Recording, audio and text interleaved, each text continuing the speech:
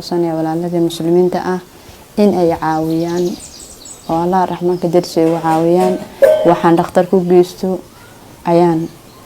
كعصانيا هدو إلهي مع هدين daawadayaal halkani waa hoyga magaalada Kismaayo ee xarunta gobolka Jubbada Hoose ay ka degan tahay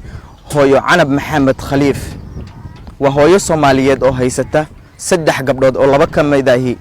ay aad iyo aad uga xanuunsanayaan Ruwayda Maxamed Daahir oo ah gabar 9 sano jir ah ayaa la dhiban xanuun ay ku dhalatay ilaa haddana aysan helin wax dabiib ah hooyadan Soomaaliyeed ayaa waxa ay la dala dhacaysaa nolosha qoyskeeda aabaha caruurta dhalayna waa ay kala tageen hooyo Canab oo la hadashay muqbaahiyaha Jubbaland ayaa ka warbixisay xaaladda guud iyo xanuunka inanteeda Ruwayda sidoo kalena ka codsatay ummadda Soomaaliyeed inay ka caawiyaan caafimaadka ubadkeeda yar Maxamed Khaliif alaylaha waxaan ku noolahay magaalada Kismaayo gaar ahaan New Kismaayo laba qol oo la dhaho Madiina la dhaho dhaqaaqooda alxamdulillah irsaaqada Allah raxmaankan ku noolnahay laakiin se waxa ay ka xanuunsan laba gabdhood siibatan ay sii daran tahay marka alxamdulillah waxa ay gabadh yar ay ka xanuunsan waxay jirtaa 9 sano ayay jirtaa maxay ahayd saanay oo waxaysan tahay aniga saaqaadayo dhigayo wax dhakhtar wali lama kulmin oo ma aanan awoodin dhakhtar caadi inaan taga ma ahana habeenkii ma seexanayso maalintiina ma seexanayso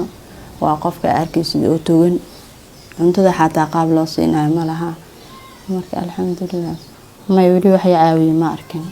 maya wax caawimaad oo wax iga haya ma laha anun baa habeenii maalin la taagin wax maal iga bedel ma arkin wax maal wax igu caawiyo dhakhtar igeena ma arkin marka aniga aan baa dul taagan aabi waa kala tag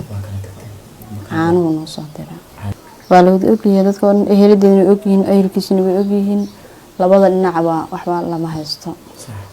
marka labada dhinacba cid wax haysto ma laha marka waa la ogyahay in ay xanuunsan yihiin labadooda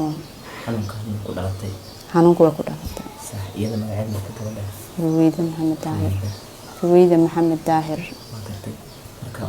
waxaan ka codsanayaa walaalada muslimiinta ah in ay caawiyaan oo Allah raxmaan ka darsi u caawiyaan waxaan dhakhtarku geysto ayaan ka codsanayaa haduu Ilaahay ma ahadin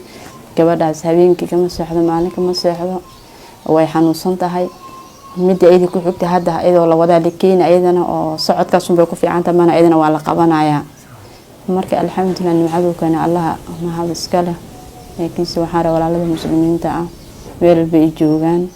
inay caawiyaan haduu raxmaan ka raali noqdo lambarka furaha 8 eber 7 41 furaha 8